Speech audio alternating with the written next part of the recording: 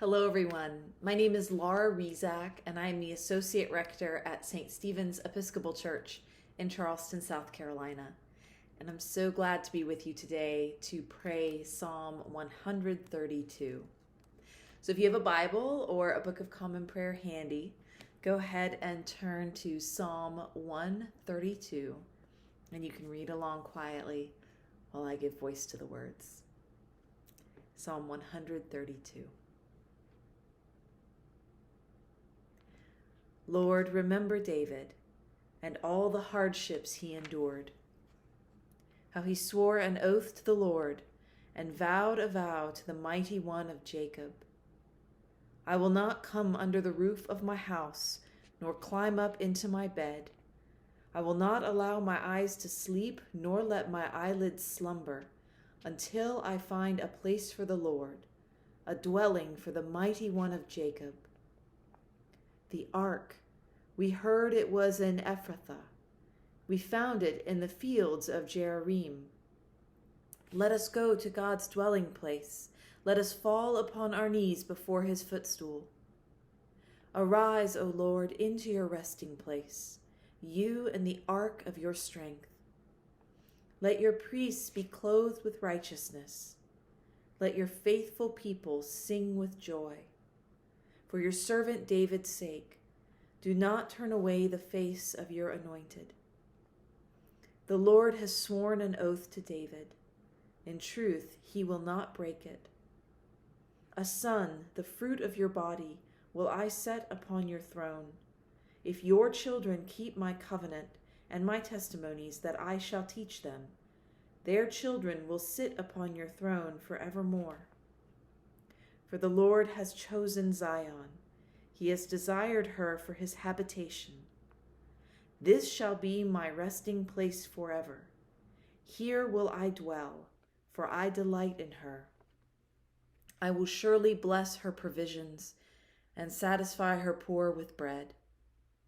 I will clothe her priests with salvation, and her faithful people will rejoice and sing. There will I make the horn of David flourish. I have prepared a lamp for my anointed. As for his enemies, I will clothe them with shame, but as for him, his crown will shine. Psalm 132. So this psalm has a couple different speaking parts in it. One is for the narrator who's describing what's happening. Another is David, who says that he swore an oath to the Lord, vowed a vow to the Mighty One of Jacob. And then another speaking voice is the people, and another speaking voice is the Lord himself, herself. I don't really like using gendered language necessarily for God, because I think God is inclusive of all gender expressions and also beyond, in a way, all gender expressions. But here the Lord is represented as masculine. So the Lord himself is a speaking part here. This particular psalm would have been sung during processions into the temple, processions carrying the Ark of the Covenant into the temple.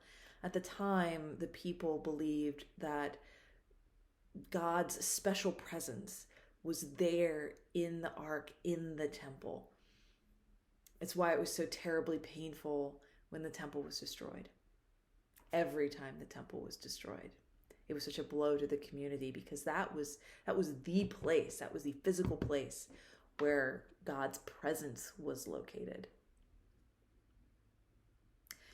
In our tradition, we don't have that sense of God's actual presence being concentrated only within a church building, right? We have this sense that God is everywhere, that God surrounds us, that we are surrounded by light, surrounded by the Spirit. I'm certain that people in this ancient tradition also had a sense of that in a way. But even though our thought about God's presence and the meaning of an altar in the church and the meaning of that, even though our theology is different, we still, I think, can relate on some level to the pain of the destruction of the temple. Because right now, of course, we're in a situation where we can't be together in our worship space in the way that we're accustomed to.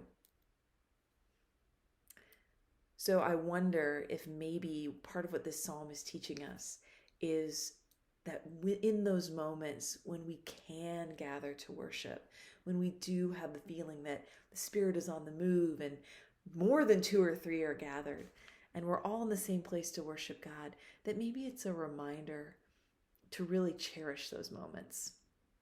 And I hope that as things get better with the pandemic and we do start to get back to normal, I hope that even on just a regular Sunday, nothing special, just a regular Sunday, I hope there'll be a part of us to remember to look around and just say a prayer of gratitude for how wonderful it is when all God's people can gather together. We can look forward to that day in hope. Be well, friends. Stay safe. Wear your mask. I'll see you next time.